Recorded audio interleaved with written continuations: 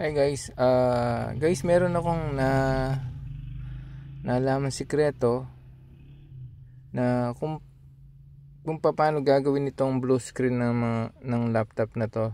Ito, try natin siyang i-on. So, on. So, nag-on siya. So, tapos makikita natin yun, palagi lumilitaw yung please wait. So, pagkatapos nyan guys, mangyayari nito,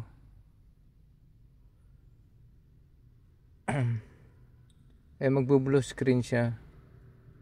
So, yung blue screen niya, palagi,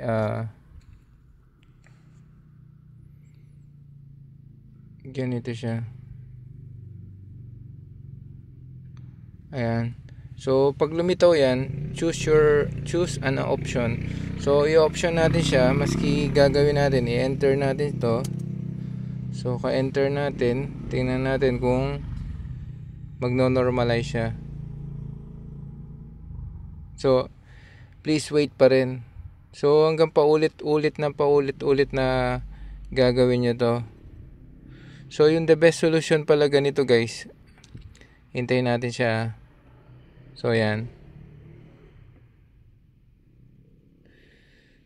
So, blue screen pa rin. Yan. So, balik ng balik. Ganyan ng ganyan. So, gagawin nyo, enter. Pagkatapos ng enter, guys, lolong press nyo tong space, tapos, enter. Yan. Enter. Ayan, guys, oh. Ayan. So, space, tapos, enter.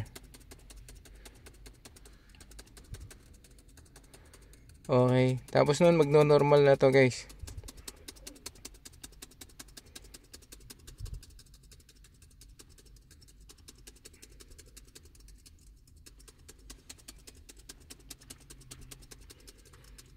Okay, hintayin lang natin.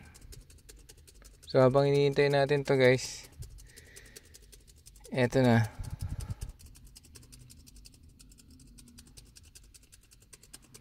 So, wait lang tayo. Yan. Yun, oh. So, pwede nyo nang i-release. Ayan, guys. So, perfect. Guys, thank you, please subscribe our channel, guys. Thank you so much. God bless. Bye.